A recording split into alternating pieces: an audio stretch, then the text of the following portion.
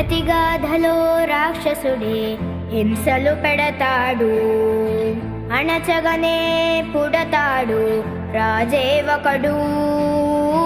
శత్రువునే కడదేర్చే పనిలో మన రాజు, హింసలనే మరిగాడు మంచిని మరిచే. ఆ నీచుడి అంతు చూశాడు,